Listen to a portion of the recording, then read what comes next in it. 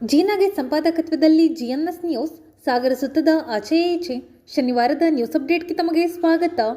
ಮುಖ್ಯಾಂಶಗಳು. ಸಾಗರ ಪತ್ರಕರ್ತರ ಸಂಘದಿಂದ ಪತ್ರಿಕಾ ದಿನಾಚರಣೆ, ಹಿರಿಯ ಹಾಗೂ ಸಾಧಕರಿಗೆ ಸನ್ಮಾನ, ಕಾಂಗ್ರೆಸ್ ಕೌಂಟರ್ಗೆ ಬಿಜೆಪಿ ತಿರುಗೇಟು, ದಾಖಲೆ ಇಟ್ಟು ಮಾತನಾಡಿ, ಅವೈಜ್ಞಾನಿಕ ಮೀಸಲಾತಿ ಶಾಸಕರ ವೈಫಲ್ಯ ಕುರಿತು ಯಲಗುಂದ್ಲಿ ಹೊನಗೋಡು ಕೌಂಟರ್ ಅಟ್ಯಾಕ್, ಸಾಗರದಲ್ಲಿ ಓಡಾಡುತ್ತಿದೆ ಕೋಟಾ ನೋಟ್, ಜನರು ವ್ಯಾಪಾರಸ್ಥರು ಜಾಗೃತಿಯಿಂದ ಸುಭಾಷ್ ಕೋತಳ್ಳಿ. ಈಗ ಸುದ್ದಿಯ ವಿವರ. ಲಾಗಾಯತಿನಿಂದಲೂ ಮುದ್ರಣ ಮಾಧ್ಯಮದ ಪ್ರಭಾವ ಪರಿಣಾಮಕಾರಿಯಾಗಿದ್ದು, ಸ್ವತಂತ್ರ ಸಂಗ್ರಾಮ, ಸ್ವತಂತ್ರ ನಂತರದ ದಿನಗಳಲ್ಲೂ ಮುದ್ರಣ ಮಾಧ್ಯಮ ಸಮೂಹ ಜಾಗೃತಿಗೊಳಿಸುವಲ್ಲಿ ಪ್ರಮುಖ ಪಾತ್ರ ವಹಿಸಿದೆ ಎಂದು ಪೌರಾಯುಕ್ತ ಎಚ್.ಕೆ. ನಾಗಪ್ಪ ತಿಳಿಸಿದರು.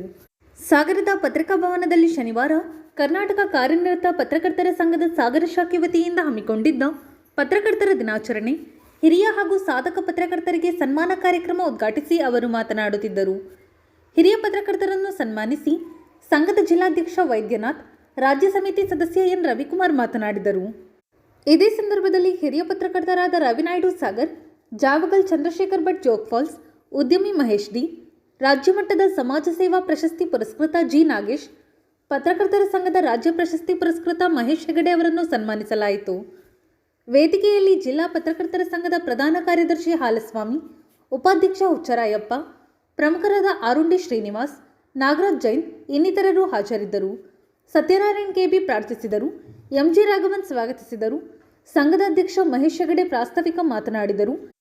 ಎಂ ರಾಘವೇಂದ್ರ, ಪ್ರಕಾಶ್ ಕುಗ್ವೆ, ಲೋಕೇಶ್ ಕುಮಾರ್, ಮಲ್ಲಿಕಾರ್ಜುನ್, ನಾಗರಾಜ್ ಅಭಿನಂದನಾ ಪತ್ರ ವಾಚನೆ ಮಾಡಿದರು. ವಸಂತ್ ವಂದಿಸಿದರು.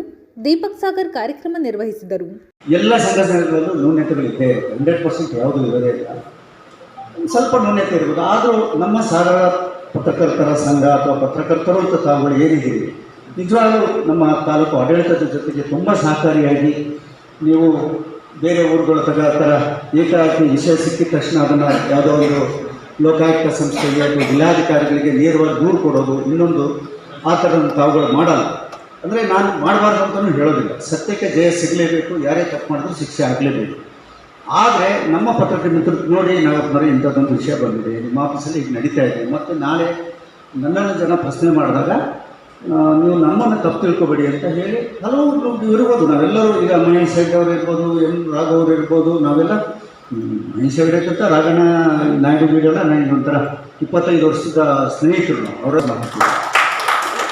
ಇವತ್ತು ನಮ್ಮ ವೆಂಕಟರಮಣ ಸ್ವಾಮಿ ದೇವಸ್ಥಾನದಿಂದ ಅಲ್ಲ, ರೈಲ್ವೆ ಗೇಟಿಂದ ಪತ್ರಿಕಾ ಭವನ ಅಂತ ಗಿಡ ಹಾಕಿದ್ದೀವಿ, ನಾನೇ ಹಾಕಿದ್ದೀವಿ. ಕಾಗೋಡು ಜನ ಸ್ಟ್ರೈಕ್ ಮಾಡಿದ್ರು, ರಸ್ತೆಯಲ್ಲಿ ಗಿಡ ನೆಡ್ತಾ ಇದ್ದಾರೆ ಅಂತ ಆ ಭಾಗದವರು ಪರಿವಾರದವರು.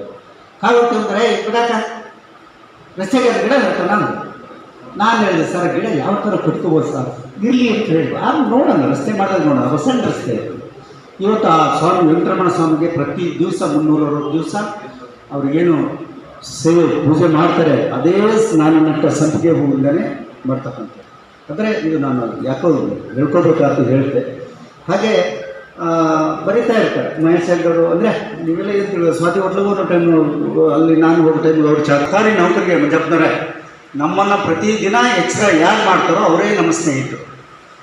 ಯಾರು ನಮ್ಮ ಎದುರಿಗೆ ಕೂತ್ಕೊಂಡು ಹೊಗಳಿ ನೀವು ಆಗ್ಲಿಕ್ಕೆ ಮಾಡಿದ್ದೀರಿ, ಇದನ್ನು ಬೇರೆ ಹೋದರೆ ಮಾಡೋಕ್ಕೆ ಸಾಧ್ಯನೇ ಇಲ್ಲ ಅಂತ ಯಾರು ಹೇಳ್ತಾರಲ್ಲ, ಅವ್ರನ್ನ ಕಟ್ಟಿಕೊಂಡ್ರೆ ನಾವು ಕೆರೆಗೆ ಹಾಕಿದ್ವಿ.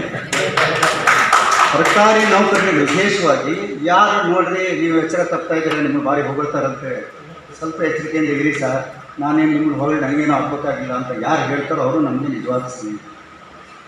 ಇನ್ನು ಕೊನೆಯದಾಗಿ ಒಂದು ನಮ್ಮ ಪ್ರಿಂಟ್ ಮೀಡಿಯಾದ ಬಗ್ಗೆ ಹೇಳಬೇಕಂದ್ರೆ ನನ್ನ ಅನಿಸಿಕೆ, ಇದು ಇವತ್ತು ಸ್ಟಾರ್ಟ್ ಆಗಿದೆ.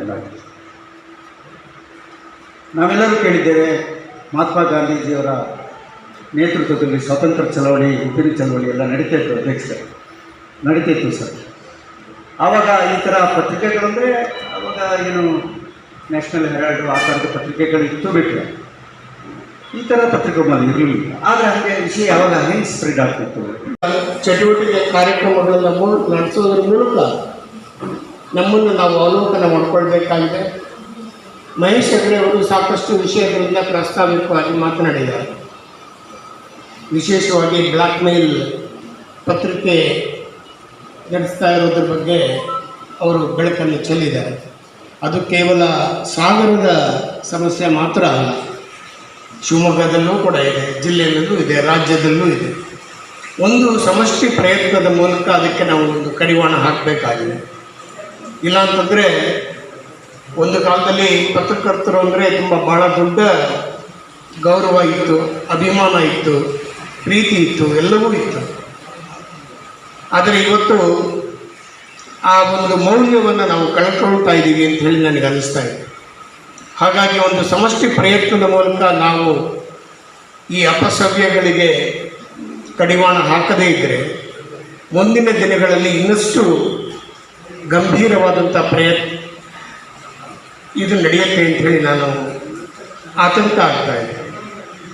ಹಾಗಾಗಿ ಈ ಒಂದು ಪತ್ರಿಕಾ ದಿನದ ಮೂಲಕ ನಾವೊಂದು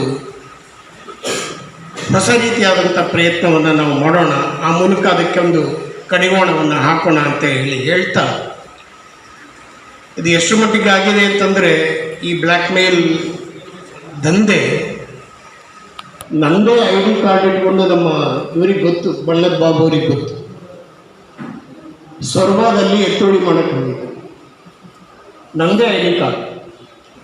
ಕೊನೆಗೆ ಅಲ್ಲಿರೋರು ಯಾರೋ ಇವರು ಆಟಾಡ್ತಾರೆ ಅಲ್ವಲ್ಲ ಅಂತ ನನಗೆ ಫೋನ್ ಮಾಡಿ ಅವರಿಗೆ ಅಲ್ಲೇ ಕೂರಿಸಿ, ಕೊನೆಗೆ ಬಣ್ಣದ ಬಾಬು ಅವರಿಗೆ ನಾವು ಹೇಳಿದ ಮೇಲೆ ಅವರು ಹೋಗಿ ಅಲ್ಲಿ ಹ್ಯಾಂಡಲ್ ಮಾಡಿ ಕೊನೆಗೆ ನಾವು ಪೊಲೀಸ್ ಕಂಪ್ಲೇಂಟ್ ಕೊಟ್ಟಿದ್ದಾಯಿತು. ಸೊ ಈ ರೀತಿಯಾದಂಥದ್ದು ನಡೀತಾ ಇದೆ. ಇದು ನಡೀತಾ ಪತ್ರಕರ್ತರು ಅಂದರೆ ಒಬ್ಬ ನ್ಯಾಯಾಧೀಶರ ಮುಂದೆ ಕೂಡ ಕೂತ್ಕೊಳ್ಳುವಂಥದ್ದು, ಜಿಲ್ಲಾ ಮಂತ್ರಿಗಳು, ಮುಖ್ಯಮಂತ್ರಿಗಳನ್ನು ಕೂಡ ಪ್ರಶ್ನೆ ಮಾಡುವಂಥ ಒಂದು ಅಧಿಕಾರ ನಮಗಿದೆ. ಅಧಿಕಾರ ಇದೆ ಅಂತ ಹೇಳಿ ಅದನ್ನು ದುರುಪಯೋಗ ಪಡಿಸ್ಕೊಳ್ಳುವಂಥದ್ದು ಸೌಜನ್ಯ ಅಲ್ಲ. ಅಧಿಕಾರ ಅಧ್ಯಕ್ಷರಿಗೆ, ಉಪಾಧ್ಯಕ್ಷರಿಗೆ, ಎಲ್ಲ ಪತ್ರಿಕಾ ಮಿತ್ರರಿಗೆ ಪತ್ರಿಕಾ ದಿನಾಚರಣೆ ಶುಭಾಶಯಗಳು. ನನಗೆ ತುಂಬ ಖುಷಿ ಆಗ್ತಿದೆ. ಇವತ್ತು ನಾನು ಮಾಡಿರೋ ಒಂದು ಕೆಲಸಕ್ಕೆ ನನಗೆ ಖುಷಿ, ನೀವೆಲ್ಲ ನನಗೆ ಇಂಥ ಒಂದು ಸನ್ಮಾನ ಮಾಡೋದು ತುಂಬ ಖುಷಿಯಾಗಿದೆ. ಮುಂದೊಂದು ದಿನ ಇನ್ನೂ ಹೆಚ್ಚಿನ ಮಟ್ಟದಲ್ಲಿ ಎಲ್ಲರಿಗೂ ನಾನು ನಮ್ಮ RBD ಸಂಘದ ಪರವಾಗಿ ನಮ್ಮ ಸಂಸ್ಥೆ ಹೋಗಿ ಬರೆದು ಟೈಪ್ ಮಾಡಿ ಪ್ರಿಂಟ್ ಹಾಕಿ ಬರೋವಷ್ಟೊತ್ತಿಗೆ ಭಾಳ ಟೈಮ್ ಇತ್ತು. ಈಗ ಎಲ್ಲದೂ ಹರಿಯಿದೆ. ಸೊ ಹಾಗಿರೋದ್ರಿಂದ ನಾವು ಪತ್ರಕರ್ತರು ಗುಣಾತ್ಮಕವಾಗಿ ಪ್ರೊಫೆಷನಲ್ ಆಗಿ ತುಂಬ ಅಪ್ಡೇಟ್ ಆಗಬೇಕು. ಹಾಗಾದಾಗ ಮಾತ್ರ ಪತ್ರಿಕಾ ದಿನಾಚರಣೆಗಳಿಗೆ ಹೆಚ್ಚು ಅರ್ಥ ಬರುತ್ತೆ. ಸಾರ್ವಜನಿಕರು ಕೂಡ, ಇಲ್ಲಿರ್ತಕ್ಕಂಥ ಸಾರ್ವಜನಿಕರು ಕೂಡ ಪತ್ರಕರ್ತರ ಒಳಿತಿನ ಬಗ್ಗೆ ತುಂಬ ಉದಾತ್ತವಾಗಿ ಸಹಾಯ ಮಾಡಿದ್ದೆ ಆದರೆ ನಮ್ಮ ಕ್ಷೇಮಾಭಿವೃದ್ಧಿ ನಿಧಿಯಿಂದ ನಮ್ಮ ಪತ್ರಕರ್ತರ ಬದುಕು ಭವಿಷ್ಯ ಆಗುತ್ತಿಲ್ಲ. ಮುಂದಿನ ದಿನಗಳಲ್ಲಿ ಮಾಧ್ಯಮಗಳೇ ಇಲ್ಲದಲೆ ಅಂತ ಸ್ಥಿತಿ ಬಂದರೆ, ಇವತ್ತು ಮಾಧ್ಯಮಗಳು ಕೂಡ ಥ್ರೆಟ್ನಲ್ಲಿದ್ದಾವೆ. ಹೆಚ್ಚು ಕಡಿಮೆ ಕಳೆದ ಒಂದು 5 ವರ್ಷದಲ್ಲಿ 13 ಜನ ಇನ್ನೂ ಜೈಲಲ್ಲಿದ್ದಾರೆ. 6 ಜನರದ್ದು ಮರ್ಡರಾಗಿದೆ. ಮಧ್ಯಪ್ರದೇಶ, ಜಾರ್ಖಂಡು, ಉತ್ತರ ಪ್ರದೇಶದಲ್ಲಿ. ಕರ್ನಾಟಕದಲ್ಲಿ ಪತ್ರಕರ್ತರನ್ನು ಕೊಲೆ ಮಾಡೋ ಕೆಟ್ಟ ಪದ್ಧತಿಯೂ ಕೂಡ 2016ರಿಂದ ಆರಂಭ ಆಗಿತ್ತು. ಸೊ ನೇರವಾಗಿ ಅಧಿಕಾರಸ್ಥರು, ಉದ್ಯಮಿಗಳು, ಉದ್ಯಮ, ಮಾಧ್ಯಮ ಮತ್ತು ಧರ್ಮ, ಅಧಿಕಾರ, ರಾಜಕಾರಣ ಇವೆರಡೂ ಕೂಡ ಬಿಡಿಸಲಾಗದ ಒಂದು ಸಂಬಂಧದ ನಂಟಿಗೆ ಜಾರ್ಕೊಂಡ್ಬಿಟ್ಟಿದ್ದಾರೆ, ನೈತಿಕ ನಂಟಿಗೆ ಜಾರ್ಕೊಂಡಿದ್ದಾರೆ. ನೀವು TV ಚಾನಲ್ಗಳಲ್ಲಿ ಯಾವ್ದಾರೋ ಒಬ್ಬ ಚಾನಲ್ ಓನರ್ ಯಾರು ಅಂದರೆ ಪೊಲಿಟಿಷಿಯನ್ ಆಗಿರ್ತಾನೆ, ಬಿಸ್ನೆಸ್ ಮೆನ್ ಆಗಿರ್ತಾನೆ. ಅವನಿಂದ ನೀವೇನು ಸಾಮಾಜಿಕವಾದಂಥ ಸಮಸ್ಯೆಗೆ ಪರಿಹಾರ ಕಂಡುಕೊಳ್ಳಲು ಸಾಧ್ಯ ಆಗುತ್ತೆ? ರೈತರ ವಿಷಯ ಮಾಧ್ಯಮಗಳಿಗೆ ವಿಷಯವೇ ಆಗಿಲ್ಲ. ಮಹಿಳೆಯರ ವಿಷಯ ಅಲ್ಲ. ಕಂಗನಾ ರಣಾವತ್ತಿಗೆ ಬೈದಿದ್ದು ದೊಡ್ಡ ಇಶ್ಯೂ ಆಗುತ್ತೋ ಹೊರತು ಕಂಗನಾ ರಣಾವತ್ ವಿದ್ಯಾರ್ಥಿಗಳು ಬೈದಿದ್ದು ದೊಡ್ಡ ಇಶ್ಯೂ ಆಗ್ತಾ ಇಲ್ಲ. ಇದು ಸುಮ್ಮನೆ ಟೀಕೆಯನ್ನು ಸ್ಪರ್ಧಾತ್ಮಕವಾಗಿ ತೆಗೆದುಕೊಳ್ಳುವ ಸಂಸ್ಕೃತಿ ಕಾಂಗ್ರೆಸ್ಸಿಗರು ಬೆಳೆಸಿಕೊಳ್ಳಬೇಕು.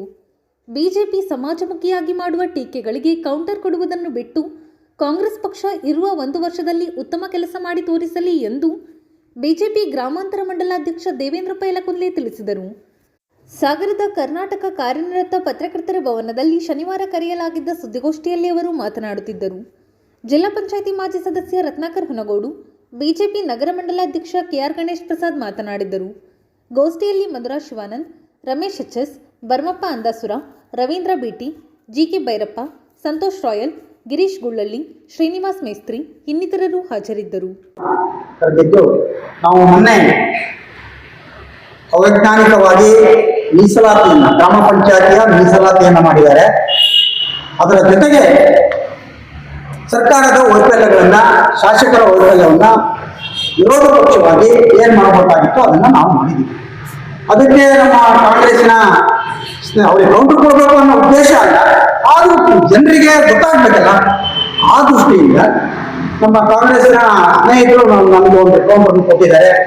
ಏನೇನೋ ಬಾಯಿ ಬಂದಂಗೆ ಮಾತಾಡಿದ್ದಾರೆ, ನಮ್ಮ ನಾಯಕರುಗಳ ಬಗ್ಗೆ ಮಾತಾಡಿದ್ದಾರೆ, ನಮ್ಮ ಪಕ್ಷದ ನೋಡಿರತಕ್ಕಂಥ ಕೆಲವು ಹೆಸರುಗಳನ್ನ ಹೇಳಿದ್ದಾರೆ. ಆರಪ್ಪ, ಟಿ.ಡಿ. ಮೇಘರಾಜ, ಗಣೇಶ್ ಪ್ರಸಾದ ಎಲ್ಲರೂ ಬರಲಿ, ನಾನು ಅವ್ರ ಜೊತೆಗೆ ಸವಾಲು ಹಾಕ್ತೀನಿ ಅಭಿವೃದ್ಧಿಯ ಬಗ್ಗೆ ಅಂತೇಳೆಲ್ಲ ಹೇಳಿದ್ದಾರೆ. ಅವ್ರು ಮತ್ತೆ ತಿಮ್ಮಪ್ಪನ ವಿಚಾರ ಮಾತಾಡಿದ್ರು. ನಾವೆಲ್ಲೂ ಕಾಗೋಡು ತಿಮ್ಮಪ್ಪನ ಕೆಲಸ ಮಾಡಿಲ್ಲ ಅಂತ ಹೇಳಲೇ ಇಲ್ಲ ನಾವು ಯಾರು. ನಮ್ಮ ನಾಯಕರುಗಳಿಗೂ ಕೂಡ ಹೇಳಿಲ್ಲ. ಅವರು ಉದ್ದಕ್ಕೂ ಕಾಗೋಡು ತಿಮ್ಮಪ್ಪನವರು ಮಾಡಿರ್ತಕ್ಕಂಥ ಇನ್ನ ಕೆಲಸಗಳನ್ನು ಹೇಳಿದ್ದಾರೆ. ಬಿಟ್ಟರೆ ನಾವು ಹೇಳಿದ್ದು ಇವರು 3.5 ವರ್ಷ ಈಗ ಏನ್ ಮಾಡಿದ್ದಾರೆ ಅದನ್ನ ಹೇಳಿ, ದಾಖಲಾತಿಗಳನ್ನು ತಂದು ಹೇಳಿ ಅಂತ ಹೇಳಿದ್ವಿ. ಇದುವರೆಗೂ ಪ್ರಯತ್ನ ಮಾಡಿಲ್ಲ. ಮತ್ತು 3 ಬಾರಿ ಶಾಸಕರವರು, ಇದು ಮದುವೆ ಅಲ್ಲ, ಆಲೋಪನವರಾದ್ರೆ 1 ವರ್ಷ, 1 ಪೀರಿಯಡ್, ಅವ್ರದಲ್ಲ 3 ಪೀರಿಯಡ್ ಇದನ್ನು ಸೇರಿಸಿದೆ. ಅದ್ರ ದಾಖಲಾತಿಗಳನ್ನು ಕೊಡಿ ಅಂತ ಹೇಳಿದ್ವಿ. ಅದನ್ನ ಕೊಡ್ತಾ ಇಲ್ಲ. ಸುಮ್ಮನೆ ಗುಂಡು ಹೊಡೆಯೋದು, ಗಾಳಿಯಲ್ಲಿ ಗುಂಡು ಹೊಡೆದಂಗೆ ಗುಂಡು ಹೊಡಿತಾ ಇದ್ದಾರೆ. ಮತ್ತೆ ಕಾಗೋಡು ತಿಮ್ಮಪ್ಪನವ್ರ ಬಗ್ಗೆ ನಾವು ಕಾಗೋಡು ತಿಮ್ಮಪ್ಪನವ್ರನ್ನ ಈ ಕಾಗೋಡು ತಿಮ್ಮಪ್ಪನವರು ಸೋತಿದ್ರು, ಆಲಪ್ಪನವರು ಗೆದ್ದಿದ್ರು. ಆಲಪ್ಪನವರು ಊರಲ್ಲಿ ಇರ್ಲಿಲ್ಲ. ಕಾಗೋಡು ತಿಮ್ಮಪ್ಪನವರು ಏನೋ ಅಧ್ಯಕ್ಷರ ಮಾತಾಡಕ್ ಬಂದಾಗ ಪ್ರಶ್ನೆ ಕಾಗೋಡು ತಿಮ್ಮಪ್ಪ ಗೆದ್ದಿದ್ದಾರೆ ಅಂತ ಕೂಗ್ತಾರೆ ಯಾರು? ನಿಮಗೂ ಗೊತ್ತಿದೆ. ಪ್ರಶ್ನೆ ಅಂದರೆ ಕಾಗೋಡು ತಿಮ್ಮಪ್ಪನವ್ರನ್ನ ನಾವು ಹೇಳಿದ್ವಾ? ಇಲ್ಲಲ್ಲ, ಅವರು ಹೇಳಿದ್ದಲ್ಲ. ಅದರ ಜೊತೆಗೆ ಇನ್ನು ಕಾಗೋಡು ತಿಮ್ಮಪ್ಪನವ್ರನ್ನ ಹೀನಾಮಾನ್ಯವಾಗಿ ಮುಂಚೆ ಹೊಸ ಮಾತಿಂದ ಶಾಸಕರಾದರು ಬೈದ್ರಲ್ಲ. ನಮ್ಮ ನಾಯಕರು ಯಾರಾದ್ರೂ ನಮ್ಮ ಸಂಸದರ ಅಭಿವೃದ್ಧಿಯತ್ತ ನೀವು ಇದನ್ನು ಅಭಿವೃದ್ಧಿಯತ್ತ ಗಮನ ಹರಿಸರಿ ಅಂತೇಳಿ ಹೇಳಲಿಕ್ಕೆ ಇಷ್ಟಪಡ್ತೇನೆ. ಹಾಗೆ ಈಗ ನಾವು ಪಟ್ಟಿನ ನಿಮಗೂ ಕೂಡ ಹಾಲಪ್ಪನವ್ರು ಇದ್ದಾಗ ಏನೇನ್ ಮಾಡಿದೀವಿ ಅಂತೇಳಿ ತೋರಿಸಿದ್ವಿ. ಪ್ರತಿ ಸಾರಿ ನಾವು ಬಂದಾಗ ಯಾವಾಗ ಸುಮ್ಮನೆ ಬರೋದಿಲ್ಲ, ಕೈ ಕಟ್ಕೊಂಡು ದಾಖಲಾತಿಗಳನ್ನ ತಗೊಂಡೇ ಬಂದಿರ್ತೀವಿ. ನೀವು ಇದ್ದಾಗ ಯಾವ್ದಾದ್ರೂ 3 ವರ್ಷದಿಂದ ಈ ವರ್ಷ 3.5 ವರ್ಷ ಹಿಂದಿನ 2 ಪೀರಿಯಡಲ್ಲೂ ಮಾಡಿದ್ದು ಲೆಟರ್ ಮಾಡಿ, ಸರ್ಕಾರಕ್ಕೆ ಲೆಟರ್ ಮಾಡಿ ಅನುಮೋದನೆ ತಗೊಂಡು ಪಾಸ್ ಮಾಡಿಸ್ಕೊಂಡು ಬಂದಿದ್ದಿದ್ರೆ ಇದೇ ರೀತಿ ನಾನು ಹೇಗೆ ಬಂದಿದ್ದೀನೋ ಅದೇ ರೀತಿ ಬಂದು ಆದೇಶ ಪ್ರತಿಯನ್ನ ತಮ್ಮ ಮುಂದೆ ಪತ್ರಿಕಾ ಮಾಧ್ಯಮದವರ ಮುಂದೆ ಹಿಡಿದು ಅದನ್ನು ಸಾಬೀತುಪಡಿಸಿದ್ರು. ಆಗ ನಾವು ಒಪ್ಕೊಳ್ತೀವಿ. ಮತ್ತೆ AC ಆಫೀಸು ನಾವೇ ಕೊಟ್ಟಿದ್ದು, ನಮ್ಮ ಪೀರಿಯಡಲ್ಲೇ ಕೊಟ್ಟು. ಹೌದು, ನಿಮ್ಮ ಪೀರಿಯಡು ನೀವು ಇದ್ರಿ, ಆದ್ರೆ ನೀವು ಅನರ್ಹರಾಗಿದ್ರಿ ಸ್ವಾಮಿ. ಅನರ್ಹರಾದಾಗ ನಮ್ಮ ನಾಯಕರಾದ ಯಡಿಯೂರಪ್ಪನವರು DCM ಆಗಿದ್ರು, ಹಣಕಾಸು ಮಂತ್ರಿ ಆಗಿದ್ರು. ಅವ್ರು ತಗೊಂಡು ನೀವು ಪಕ್ಷಕ್ಕೂ ನಿಮ್ಗೂ ಯಾವುದೇ ಸಂಬಂಧ ಇಲ್ಲದಂಗೆ ಇದ್ರಿ. JDS ಜೊತೆಗೆ ಹೋಗಿದ್ರಿ. ಆಗ ತಂದಿರೋದು ನಿಮ್ ಹೆಸರಿದೆ ಅಂತ ಹೇಳ್ತೀರಿ. ಹೆಸರು ಇರುತ್ತೆ, ಯಾಕಂತಂದ್ರೆ ಶಾಸಕರು ಇದ್ದ ಮೇಲೆ ಹೆಸರು ಹಾಕ್ತಾರೆ. ಹೋಗಿದ್ರೆ ಅನರ್ಹರಾಗಿ 6 ತಿಂಗಳು ಹೊರಗಿದ್ರಲ್ಲ. ಆಗ ಆಲೋಪನವ್ರ ಬಗ್ಗೆ ಯಾವುದೋ ಕೇಸಲ್ಲಿ ಹೊರಗಿದ್ರಿ ಅಂತ ಹೇಳಿ ನಮ್ಮ ಸ್ನೇಹಿತರಾದ ಸೋಮಶೇಖರ್ ಅವರು ಹೇಳಿದ್ದಾರೆ. ನೀವು ಏನಾಗಿದ್ರಿ? ಶಾಸಕ ಸ್ಥಾನಕ್ಕೆ ಅನರ್ಹರಾಗಿದ್ರಿ. ನಿಮ್ಮನ್ನ ಅನರ್ಹರು ಅಂತ ಹೇಳಿ ಹೊರಗಿಟ್ಟಿದ್ರು. ಅದು ಮರ್ತೋಗಿದ್ಯಾ? ನಾವು ಇದನ್ನು ಹೇಳ್ಬೇಕು ಅಂತೇಳಿ ಬಹಳ ಸಂತೋಷದಿಂದ ಹೇಳ್ತಾ ಇಲ್ಲ. ಯಾಕಂದ್ರೆ ನಮ್ಮ ಸಾಗರದ ಶಾಸಕ ಅನರ್ಹರಾಗಿದ್ದಾರೆ ಅಂದ್ರೆ ನಮಗೂ ಅದೊಂದು ಇದಾಗುತ್ತೆ. ಆದ್ರೆ ಅವ್ರು ಕೆಣಕಿದ್ದಕ್ಕೋಸ್ಕರ ಹೇಳ್ತಾ ಇದ್ದೀನಿ. ಅದು ಎಲ್ಲ ಮರ್ತೋಗ್ಬಿಡ್ತಾ ಸ್ನೇಹಿತರಿಗೆ. ಅದ್ರ ಜೊತೆಗೆ ಎಲ್ಲರಿಗೂ ಶುಭಾಶಯಗಳನ್ನು ಕೋರ್ತಾ, ಇವತ್ತು ನಮ್ಮ ಅಧ್ಯಕ್ಷರು ನಮ್ಮೆಲ್ಲ ಹೇಳಿದ್ದಾರೆ. ನಾವು ಮೊನ್ನೆ ಏನ್ ಪ್ರತಿಭಟನೆ ಮಾಡಿದ್ದು ಅಂದ್ರೆ ನಮ್ಮ ಪಕ್ಷದ ವತಿಯಿಂದ ಈ ಗ್ರಾಮ ಪಂಚಾಯತಿ ಮೀಸಲಾತಿ ಒಳಗೆ ಅವಿಜ್ಞಾನಿಕವಾಗಿ ಆಗಿದೆ. ಅಂದ್ರೆ ಯಾಕಂದ್ರೆ ಹಿಂದೆಲ್ಲ 20 ವರ್ಷ, ನಾನು ಸುಮಾರು 20 ವರ್ಷ ಆಯ್ತು ನಾನು ರಾಜಕಾರಣದಲ್ಲಿ ಸಕ್ರಿಯವಾಗಿದ್ದು. ಆ 20 ವರ್ಷ ಈಚೆಗೆ ಶಾಸಕರುಗಳು ಸಹ ಗೋಪಾಲಕೃಷ್ಣವರು ಇದ್ರು ಸಂದರ್ಭದಲ್ಲಿ, ಹಾಲಪ್ಪನವರು ಆಗಿದ್ದಾರೆ, ಇಲ್ಲಿ ಕಾಗೋಡು ತಿಮ್ಮಪ್ಪನವರು ಆದ್ರು. ಕಾಗೋಡು ತಿಮ್ಮಪ್ಪನವರು ಇದ್ದಂತ ಸಂದರ್ಭದಲ್ಲಿ 5 ವರ್ಷನೂ ಸಹ ನಾವು ಇದ್ದಂತ. ಅವಾಗ ಎಲ್ಲಾರು ರಾಜಕಾರಣಿಗಳು ಯಾರಿಗೆಲ್ಲರೂ ಒಂದಿಷ್ಟು ಜನರು ಅಧಿಕಾರಿಗಳಿಗೆ ಹೆಂಗ್ ಹೇಳೋರು ಅಂದ್ರೆ, ಈ ಮೀಸಲಾತಿ ಮಾಡೋಂಥ ಸಂದರ್ಭದಲ್ಲಿ ಬಹಳ ಜನರಿಗೆ ಅಲ್ಲಿ ಲೋಕಲ್ ಸರ್ವಿಸ್ ಕೊಡೋ ಅಂತವ, ಅಲ್ಲಿ ಸಾರ್ವಜನಿಕರಿಗೆ ಬಹಳ ಅವಶ್ಯಕತೆ ಇದ್ದಂತವ, ಅವನಿಗೆಲ್ಲಾರು ಮೀಸಲಾತಿಗಳು ವ್ಯತ್ಯಾಸಗಳಾಗಬಾರ್ದೇನೋ, ಅವಕಾಶಗಳು ಇದ್ರೆ ಎಲ್ಲಾರು ನೋಡ್ರಪ್ಪ ಅಂತ ಎಲ್ಲರೂ ಹೇಳ್ಬೋದು, ನಾ ಕೇಳಿದ್ದೀನಿ, ಹೇಳ್ತಿದ್ರು ಹಿಂಗೆ ಹಾಕಿ ಕೊಡ್ತಾರೆ, ಹೇಳಿದ್ರೆ ಒಂದಿಷ್ಟು ಅಧಿಕಾರಿಗಳು ಮ್ಯಾನೇಜ್ ಮಾಡ್ಬೋದು ಅಂತ. ಯಾಕಂದ್ರೆ ಅಲ್ಲಿ ಆ ಕ್ಷೇತ್ರಕ್ಕೆ ಅವ್ರ ಅವಶ್ಯಕತೆ ಇರೋದ್ರಿಂದ. ಆದ್ರೆ ಇವತ್ತಿನ ಮೀಸಲಾತಿಗಳು ಯಾಕಂಗಾಗಿದೆ ಅಂದ್ರೆ ಅಲ್ಲಿ ಯಾರೂ ಸಹ ಒಂದು ತಿಮ್ಮಪ್ಪನವರ ಬೆಂಬಲಿಗರು ಅವರು ಒಂದಿಷ್ಟು ಯಾವಾಗಲೂ ಒಂದಿಷ್ಟು ಸರ್ವಿಸ್ ಮಾಡೋ ಅಂತ ಮೇನ್. ಇನ್ನೊಂದಿಷ್ಟು ನಮ್ಮ ಬಿಜೆಪಿಯಲ್ಲಿ ಸಕ್ರಿಯವಾಗಿ ಸಾರ್ವಜನಿಕರ ಸೇವೆ ಮಾಡ್ತಾ ಇದ್ದಂಥವ್ರು ಖಾಯಂ ಗೆಲ್ಲ ಅಂತವ್ರನ್ನ ಅಲ್ಲಿ ಯಾವ ಕಾರಣಕ್ಕೂ ಅವ್ರು ಬರಬಾರ್ದು ಅನ್ನೋ ಒಂದೇ ಕಾರಣಕ್ಕಾಗಿ ಅಲ್ಲಿ ಯಾವಲ್ಲೂ ಸಹ ಮೀಸಲಾತಿಗಳನ್ನು ಕೊಟ್ಟಿಲ್ಲ. ಎಲ್ಲೆಲ್ಲೋ ಹಾಕಿದ್ದಾರೆ. ನಮಗೂ ಗೊತ್ತಿದೆ ಆ ಗ್ರಾಮ ಪಂಚಾಯತಿಯ ವ್ಯಾಪ್ತಿಯ ಮೀಸಲಾತಿಗಳನ್ನು ಅಲ್ಲೇ ರೊಟೇಷನ್ ಮಾಡ್ತಾರೆ ಅಂತ. ಏನು ಇವ್ರ ಹತ್ರ ಹೇಳಿ ಕಲಿಬೇಕಾಗಿಲ್ಲ, ನಮಗೂ ಒಂದಿಷ್ಟು ಜ್ಞಾನ ಇದೆ. ಆದ್ರೆ ಆ ಮೀಸಲಾತಿ ಕೊಡ್ಬೇಕಾದ್ರೆ ಯಾವ ವರ್ಗಗಳಲ್ಲಿ ಇತ್ತಿದ್ರು, ಯಾರು ಅಲ್ಲಿ ಸಮಾಜ ಸೇವೆ ಮಾಡ್ತಿದ್ರು, ಅವರಿಂದ ಎಷ್ಟು ಅನುಕೂಲ ಆಗ್ತದೆ ಸಾರ್ವಜನಿಕರಿಗೆ ಅಂತೇಳಿ ಆಯಾ ತಕ್ಕಂತೆ ಕೊಡ್ತಾ ಹೋಗ್ತಿದ್ರು, ರೊಟೇಷನ್ ಮಾಡ್ತಿದ್ರು. ಆದ್ರೆ ಈ ಬಾರಿ ಮಾಡಿರೋದು ಹೆಂಗೆ ಅಂದ್ರೆ ಅವರ ಮೂಗಿ ನೇರಕ್ಕೆ ಮಾಡಿದ್ದಾರೆ, ಯಾರಿಗೂ ಸಹ ಅವಕಾಶಗಳಿಲ್ಲ. ಅದರಲ್ಲೂ ಏನಾಗಿದೆ, ಇಡೀ ತಾಲೂಕಲ್ಲಿ ಒಂದು ಎಲ್ಲರಿಗೂ ಗೊತ್ತಾಗಿದೆ ಇವರು ಎಲ್ಲಿ ಕೂತ್ಕೊಂಡು ಚುನಾವಣಾ ಆಫೀಸರ್ಗಳು ಕೂಚಿದ್ದು ಪಟ್ಟಿ ಮಾಡಿ ಅದನ್ನ ಹೆಂಗೆ ಕಳಿಸಿದ್ದಾರೆ ಅಂತೇಳಿ. ಆಯ್ತಾ? ಅದೇನು ನಮ್ಗೆಲ್ಲ ನಿಮ್ಮ ಪಕ್ಷದವ್ರು ಕೇಳ್ರಿ, ನಿಮ್ಮ ಪಕ್ಷದಲ್ಲೇ ಹೇಳ್ತಾರೆ ಇವತ್ತು ಯಾವ ರೀತಿ ಇದ್ರ ಲೋಪ ಮಾಡಿದ್ದಾರೆ ಅಂತ. ಉದಾಹರಣೆ ಅಧ್ಯಕ್ಷರೇ, ನಮ್ಮಲ್ಲಿ ಅಲ್ಲೊಂದು ಸಿರಿಜನ್ ಮೇಡಮ್ ಅಂತ ಇದ್ದಾರೆ, ಅವ್ರ ಪಕ್ಷದೇ ಪಾಪ ಸೀನಿಯಾರಿಟಿ 4 ಜನ ಬಾರಿ ಗ್ರೇಟ್ ಆದ್ರು, ಸಾರ್ವಜನಿಕರ ಸೇವೆ ಮಾಡೋದೇ ಅದ್ರ ಕೆಲಸ. ಇನ್ನೊಬ್ರು ಅಲ್ಲೇ ಅವ್ರ ಪಕ್ಷದಲ್ಲೇ ಒಬ್ಬ MPS ಮುನ್ನ ಅಂತಲೂ ಇದ್ದಾರೆ. ಆದ್ರೆ ಅವರಿಗೆಲ್ಲ 2A ಬರ್ಬೇಕಾಯ್ತು. ಅವ್ರು ಕೇವಲ ಇವರು ಒಪ್ಪಲ್ಲ ಅಂತ. ಉದಾಹರಣೆ ನಾ ಹೇಳಿದ್ರು, ಈ ತರದವರಿಗೆ ಇಡೀ ತಾಲೂಕುಗಳಿಗೆ ಕನಿಷ್ಠ ಒಂದು 50 ಜನ ಮಾಡಿದ್ದಾರೆ. ಯಾಕಂದ್ರೆ ಇವರ ನಾಯಕತ್ವವನ್ನು ಅವ್ರು ಒಪ್ಪಿಲ್ಲ. ಅವ್ರು ಯಾಕಂದ್ರೆ ಸ್ವಲ್ಪ ಕಾಗೋಡು ತಿಮ್ಮಪ್ಪನ ನಾಯಕತ್ವ ಒಪ್ಪಂತರು, ಸಂದರ್ಭ ಬಂದಾಗ ಹಾಲಪ್ಪನ ನಾಯಕತ್ವ ಒಪ್ಪಲ್ಲ. ಯಾಕಂದ್ರೆ ಅವ್ರು ಅಭಿವೃದ್ಧಿ ಬಗ್ಗೆ ಚಿಂತನೆ ಮಾಡದಂತರು, ಅಭಿವೃದ್ಧಿ ಬಗ್ಗೆ ಯೋಚನೆ ಮಾಡಂತ ಅವ್ರು ಇವ್ರ ನಾಯಕತ್ವ ಒಪ್ಪಲ್ಲ. ಇವ್ರು ಬರೀ ಅಧಿಕಾರಕ್ಕೋಸ್ಕರ ಗೆದ್ದ ತಕ್ಷಣನೇ ಬಂಡಾಯ ಹೇಳೋದು, ಬರೀ ಟಾಟಾ ಮಾಡೋದು, ಇವ್ರ ನಾಯಕತ್ವ ಅವ್ರು ಒಪ್ಪಿಲ್ಲ. ಮೊನ್ನೆ ಪಕ್ಷಕ್ಕೋಸ್ಕರ ಓಟ್ ಹಾಕಿದ್ರು, ಪಾರ್ಟಿ ದೃಷ್ಟಿಯಿಂದ ಅವರು ಆಯ್ತು. ಆದ್ರೆ ಈಗ ಅವ್ರ ನಾಯಕತ್ವ ಒಪ್ಪದೇ ಇರೋದ್ರಿಂದ ಯಾರು ಅವ್ರ ನಾಯಕತ್ವ ಯಾರು ಒಪ್ಪಿಲ್ಲ ಇವರ. ಕಳೆದ 2 ತಿಂಗಳಿನಿಂದ ಸಾಗರದಲ್ಲಿ ಕಳ್ಳನೋಟ್ ಚಲಾವಣೆ ಎಗ್ಗಿಲ್ಲದೆ ನಡೆಯುತ್ತಿದೆ. 500 ರೂಪಾಯಿ, 200 ರೂಪಾಯಿ ಮತ್ತು 50 ರೂಪಾಯಿ ಕಳ್ಳನೋಟು ವ್ಯಾಪಕವಾಗಿ ಓಡಾಡುತ್ತಿದೆ ಎಂದು ನೇತಾಜಿ ಸುಭಾಷ್ ಚಂದ್ರ ಯುವ ಟ್ರಸ್ಟ್ ಅಧ್ಯಕ್ಷ ಸುಭಾಷ್ ಕೌತಳ್ಳಿ ತಿಳಿಸಿದ್ದಾರೆ.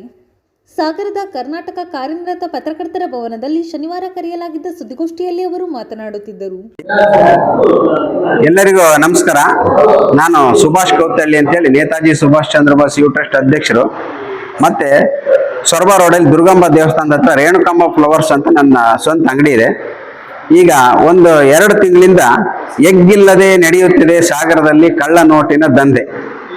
ನೋಡಿ, 500, 200, 50 ಇದು ಎಲ್ಲ ಕಡೆ ಬರ್ತಾ ಇದೆ. ಇದನ್ನ ಯಾಕೆ ನಾ ಹೇಳ್ತಾ ಇದ್ದೀನಿ ಅಂದ್ರೆ, ಇದನ್ನ ಬೇರೆಯವರು, ಡಿಪಾರ್ಟ್ಮೆಂಟ್ನವರು, ಬ್ಯಾಂಕ್ನವರು ಇದು ಅವೇರ್ನೆಸ್ ಕ್ರಿಯೇಟ್ ಮಾಡ್ಬೇಕು. ಆದ್ರೆ ಬ್ಯಾಂಕಿಗೆ ಹೋದ ತಕ್ಷಣ ಆ ನೋಟನ್ನು ಹರಿದು ವಾಪಸ್ ಕೊಡ್ತಾರೆ, ಅಷ್ಟು ಬಿಟ್ರೆ ಅವ್ರು ಅವೇರ್ನೆಸ್ ಕ್ರಿಯೇಟ್ ಮಾಡ್ತಾ ಇಲ್ಲ. ಅವರು ಪೊಲೀಸ್ ಕಂಪ್ಲೇಂಟ್ ಮಾಡ್ತಾ ಇಲ್ಲ. ಈ ನಮಗೆ ಪೊಲೀಸ್ ಕಂಪ್ಲೇಂಟ್ ಮಾಡಕ್ ಹೋದ್ರೆ ಬೇರೆ ರೀತಿ ಆಂಗಲ್ ಅಲ್ಲೆಲ್ಲ ಪ್ರಾಬ್ಲಮ್ ಆಗುತ್ತೆ. ಮತ್ತೆ ನಮಗೆ ಎನ್ಕ್ವೈರಿ ಮಾಡ್ತಾರೆ, ಕೇಳ್ತಾರೆ. ಹಂಗಾಗಿ ಡೈಲಿ 1-2 ನಮಗೆ ನೋಟ್ ಬರ್ತಾ ಇದೆ. ಯಾರು ಕೊಡ್ತಾರೆ ಅಂತ ಗೊತ್ತಾಗಲ್ಲ. ನೋಡಿ, ಈಗ 500, 200, 50 ಸಾಗರದಲ್ಲಿ ಬೇಜಾನ್ ಕಳ್ನೋಟ್ ಇದೆ.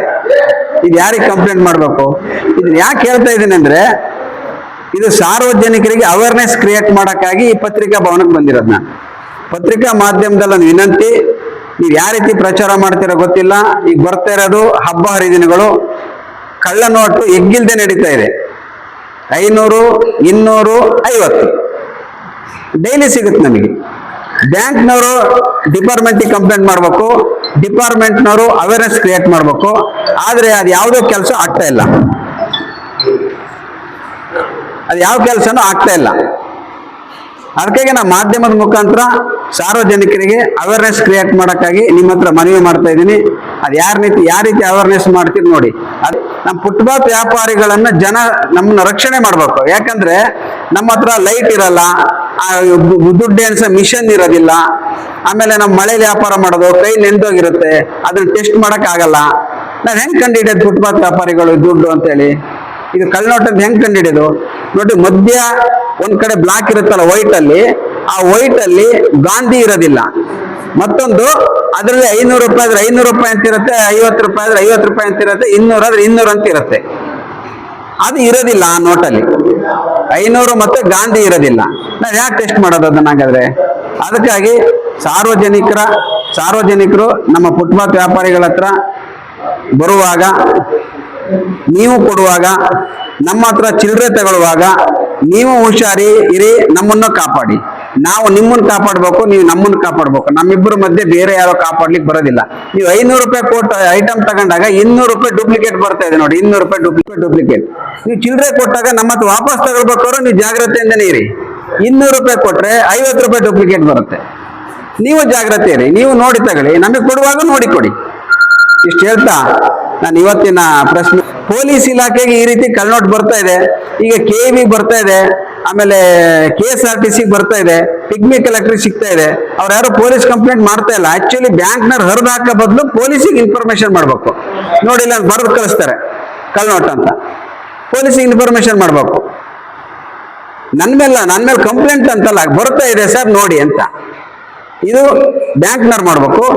ಪೊಲೀಸ್ನವ್ರು ಯಾವ ರೀತಿ ಅವೇರ್ನೆಸ್ ಕ್ರಿಯೇಟ್ ಮಾಡ್ತಾರೋ ಗೊತ್ತಿಲ್ಲ. ನಾನಂತೂ ಇವನ್ನೆಲ್ಲ ಜೆರಾಕ್ಸ್ ಅನ್ನ ಲ್ಯಾಮಿನೇಷನ್ ಮಾಡಿಸಿ ಅಂಗಡಿ ಬಾಗಿಲಲ್ಲಿ ಹಾಕ್ತೀನಿ. ಇದು ಕಳ್ನೋಟಿಂಗ್ ಬರ್ತಾ ಇದೆ, ಸಾರ್ವಜನಿಕರು ಹುಷಾರಿರಿ, ನಮ್ಮನ್ನು ಬದುಕಿಸಿ ನೀವು ಬದುಕಿ ಅಂತ. ಮತ್ತೆ ದೊಡ್ಡ ದೊಡ್ಡ ಸಾಹುಕಾರರು ಲಕ್ಷಗಟ್ಟಲೆ ದಿನ ಕಟ್ಟನ್ ಹೋದ್ರೆ ಅವ್ರ ನೋಟ್ ಹಂಗೆ ತಗಂತಾರೆ, ವಾಪಸ್ ಕೊಡ್ತಾರ ಗೊತ್ತಿಲ್ಲ. ಲ್ಯಾಮಿನೇಷನ್ ಮಾಡಿ ನಾನು ಅಂಗಡಿ ಬಾಗಿಲಲ್ಲಿ ನೇತಾಕ್ತೀನಿ. ಸಾರ್ವಜನಿಕರೇ ಎಚ್ಚರ, ನೀವು ನಮಗೂ ನೋಟ್ ಕೊಡುವಾಗ ಒಳ್ಳೆಯ ನೋಟ್ ಕೊಡಿ. ನಮ್ಮಿಂದ ಸ್ವೀಕರಿಸಬೇಕಾದ್ರೆ ನೀವು ನಮ್ಮ ನೋಟ್ ನೋಡಿ ಸ್ವೀಕರಿಸಿ. ಇದು ಶನಿವಾರದ ಸಮಗ್ರ ಸುದ್ದಿ. ನಿರಂತರ ಸುದ್ದಿಗಾಗಿ ನೋಡ್ತಾ ಇರಿ GMS ನ್ಯೂಸ್. ನಮಸ್ಕಾರ.